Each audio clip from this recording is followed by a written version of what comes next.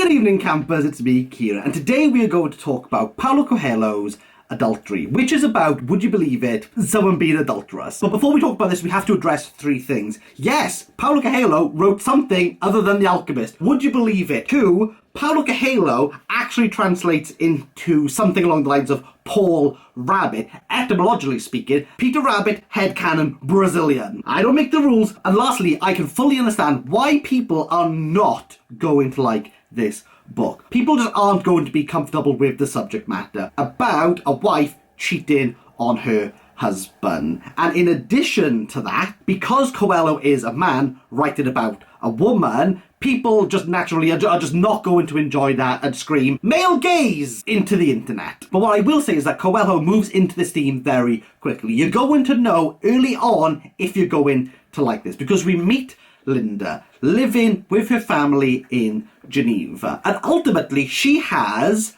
a traditional, conservative, conventionally attractive and wanted life. She has a well-paying job, she's in a stable relationship, she gets to spend time with her kids, they go on nice holidays, but this feels very safe. And now, as she's hitting her midlife crisis, decides that maybe something needs to change. She's talking to her friend who is depressed, and she's thinking, is she depressed? Is she anxious? And is this the reason why she's fantasizing about having sexual relationships with men outside of her marriage? Everything is safe, stable, and ordinary, and therefore it feels to Linda boring. Linda is a journalist, and she has to interview a up-and-coming politician, Jacob, of who was a long-lost love of Linda's. And here, again, we move very quickly into something that I thought was a traditional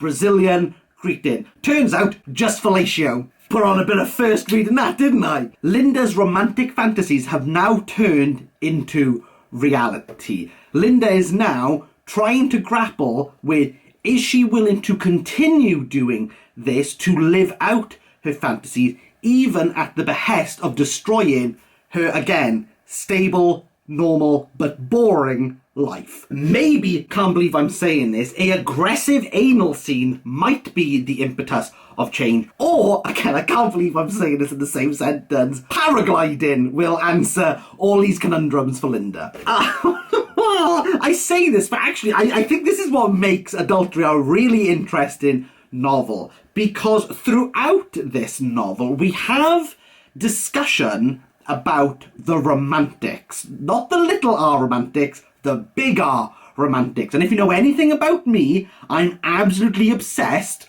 with the romantics, and especially about Percy Shelley and his relationship with Mary Shelley, where their relationship spawned some of the greatest pieces of literature. There is no doubt that Percy helped Mary as much as Mary helped Shelley with their writings. You only have to do a little bit of digging to know that the romantics throughout their travels around Europe were all in a collaborative effort to improve their works, to express. Ultimately, I'm really leveling this down. But we're trying to find and articulate the sublime. The romantics, the capital R romantics, felt as though the sublime is being as close to the edge of peril. It's where order and chaos are literally teetering. And again, I am simplifying this, but this is why paragliding seems to be the answer. It is within that adrenaline rush with her husband that she understands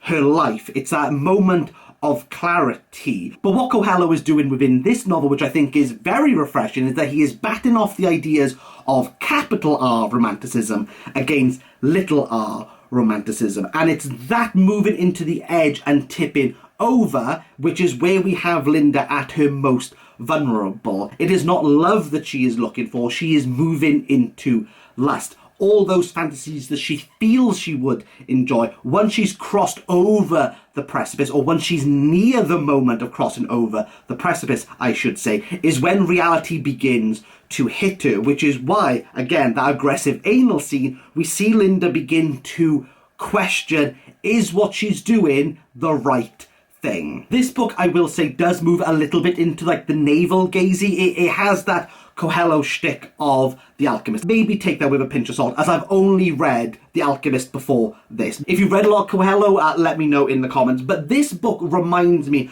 of, I think, one of my favourite films of all time. And that is Peter Strickland's The Duke of Burgundy, which is about two women who get themselves into a sadomasochistic relationship and towards the end begin to doubt or begin to ponder if they are actually in love. Now again, this is directed by Peter Strickland, so equally I could see a lot of people going, male gaze, male gaze! But I would say what Strickland is doing in his directing is what Coelho is doing in his writing, is that they are moving into the fantasy, they are moving into the taboo to show how far removed it is from reality. There is a sense of fantasy that is not real. It is not the norm. And sometimes the norm is what people need. It is that stable, ordinary, safe life. It doesn't breed peril. It doesn't provide crazy stories, but it provides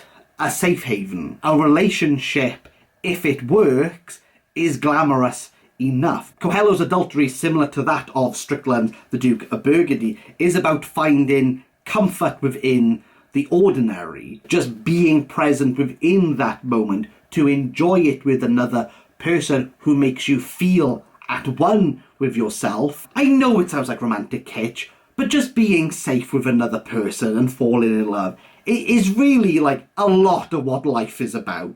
And a lot of people would trade a heck of a lot to find that with another person. Coelho, I think he knocks out of the park with this one.